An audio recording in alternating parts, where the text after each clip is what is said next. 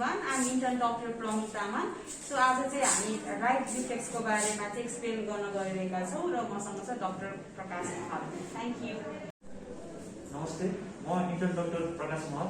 आज चाहिँ म आई डिपार्टमेन्टको प्रोसिजर रुममा छु. आज चाहिँ म चाहिँ यो टर्च लाइटबाट चाहिँ डिफ्रेन्ट आई एक्जामिनेसनहरूको बारेमा चाहिँ डिस्कस अनि डेमोन्स्ट्रेट गर्न गइरहेको छु. होप आजको भिडियो एकदम इन्फर्मेटिभ हुनेछ.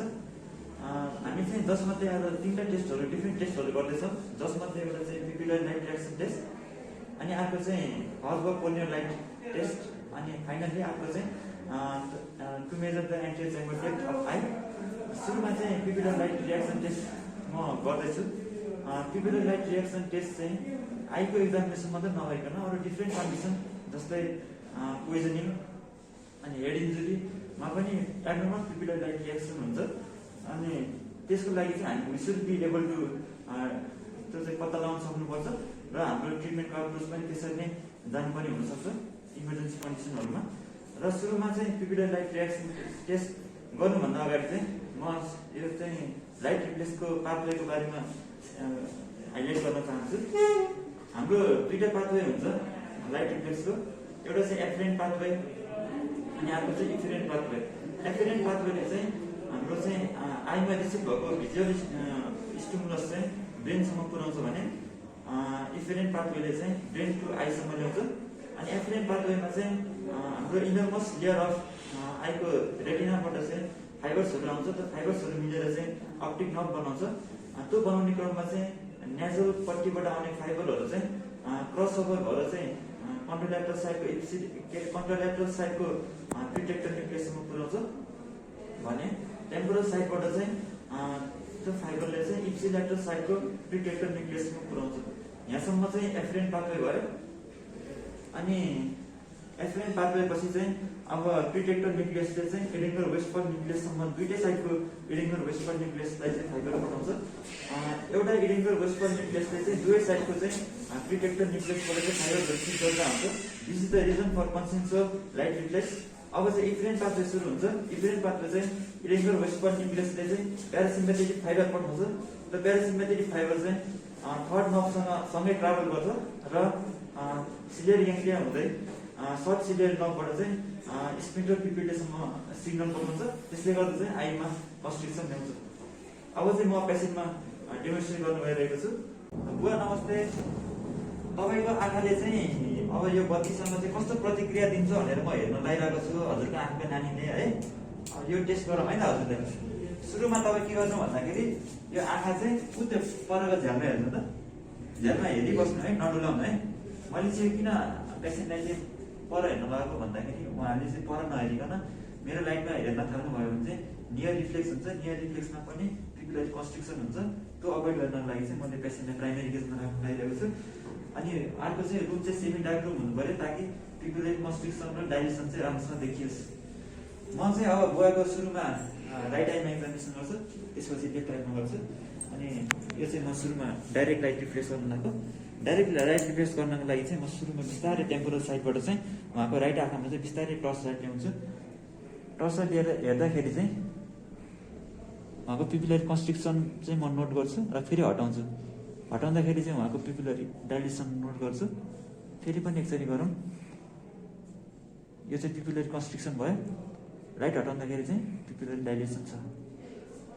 सिमिलरली राइट आइज पछि चाहिँ म फेरि लेफ्ट आइमा सिमिलरली यस्तै नै गर्छु र टेम्पोरल साइडबाट बिस्तारै लाइट लिएर आउँछु.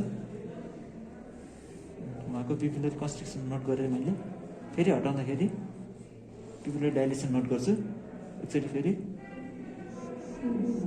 पिपिलरी कन्स्ट्रिक्सन छ, हटाउँदाखेरि डाइलेसन छ. यो चाहिँ डाइरेक्ट लाइट रिफ्लेक्स भयो. अब कन्सेन्ट्रेट लाइट रिफ्लेक्सको लागि चाहिँ अघिको जस्तै म सुरुमा राइट आइजमा गर्छु अनि लेफ्ट आइजमा गर्छु. त्यो गर्नुभन्दा अगाडि चाहिँ म बिचमा चाहिँ एउटा पार्टिसन राखिदिन्छु ताकि एउटा आँखामा बालेको लाइट चाहिँ अर्को आँखामा डाइरेक्टली नपुगोस् भनेर. अनि यसमा पनि सिमिलरली म यो आइजमा चाहिँ लाइट बाल्छु अनि हेर्ने बेला चाहिँ एनदर आइजमा नोट गर्छु यसको इफेक्ट.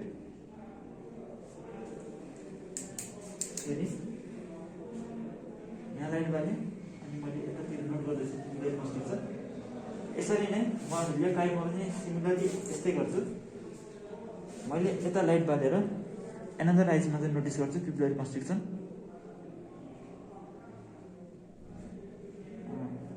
अर्को आइजमा नि मजाले पिपुलरी कन्स्ट्रिक्सन भइरहेको छ।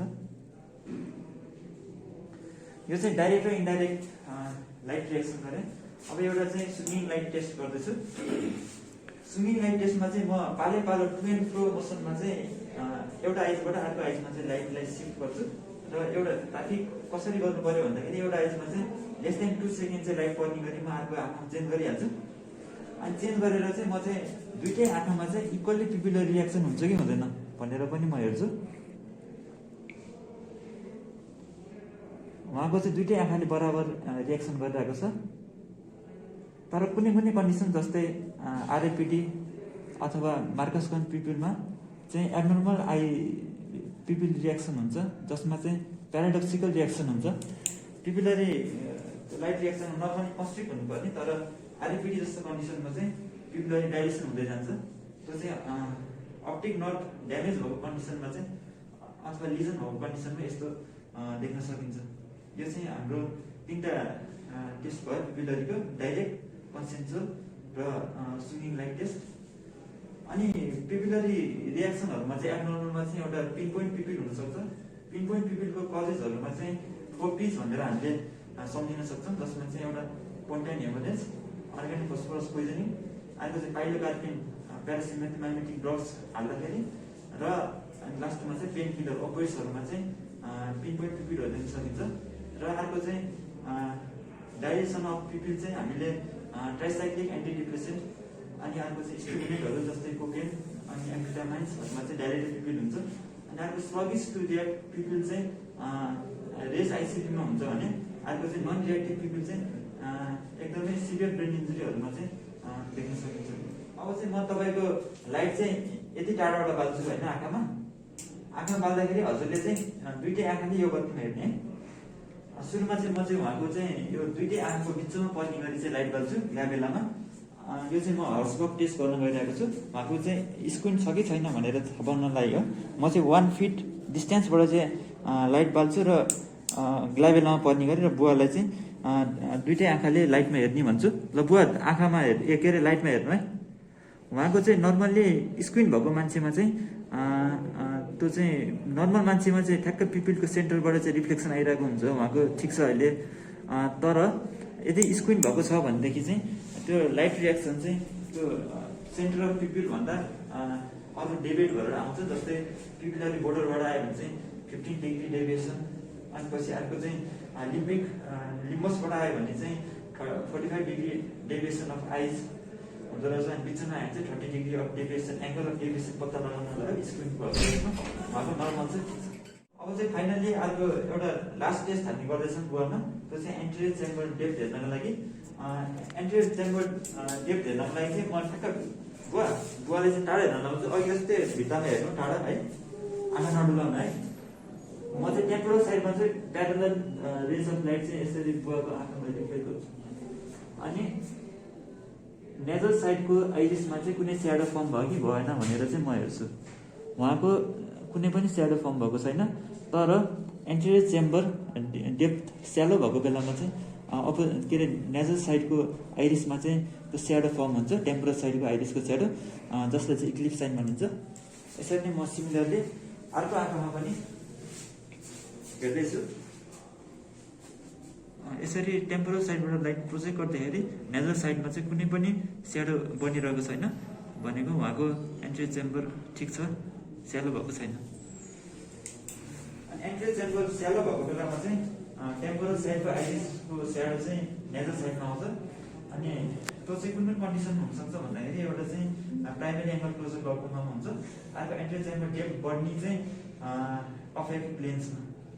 यो बुवाको चाहिँ ट्रिमर भइरहेछ है। अनि यो चाहिँ सपोज मानौँ यो चाहिँ टेम्पोरल साइडको आइरिस हो, यो चाहिँ नेजल साइडको आइरिस हो, बिचको चाहिँ पिपी भयो। यदि नर्मल छ भने चाहिँ आइरिसको कन्फिगुरेसन यस्तो हुन्छ। अनि मैले यसरी बाल्दाखेरि चाहिँ यसरी लाइट बाल्दाखेरि चाहिँ यो चाहिँ लाइटको रेट चाहिँ प्यारलल जाने भएर यताको स्याडो यता बन्न पाउँदैन होइन। तर यदि एङ्गल स्यालो भएको छ भने चाहिँ आइरिसको कन्फिगुरेसन यसरी बसेको हुन्छ। बुवा यस्तो गर्नुहोस्, नमस्ते गरेर यस्तो यसरी कन्फिगुरेसन बसिरहेको हुन्छ। अनि मैले यताबाट लाइट बाल्दाखेरि यताको आइरिसको स्याडो सबै उतातिर परेर हुन्छ, त्यही भएर चाहिँ यो स्याडोलाई चाहिँ इक्लिप्स साइन भन्छ। अनि यो चाहिँ स्यालो, यो चाहिँ च्याम्बर स्यालो भएको बेला चाहिँ स्याडो देखिन्छ नेजल साइड। हस् भयो, धन्यवाद। मैले जति पनि हजुरको टेस्ट गरेँ नि लाइटबाट हो, हजुरको सबै जस्तो हुनुपर्ने नर्मल हुनुपर्ने सबै ठिक छ हजुरको लाइटसँग टेस्ट गर्दाखेरि।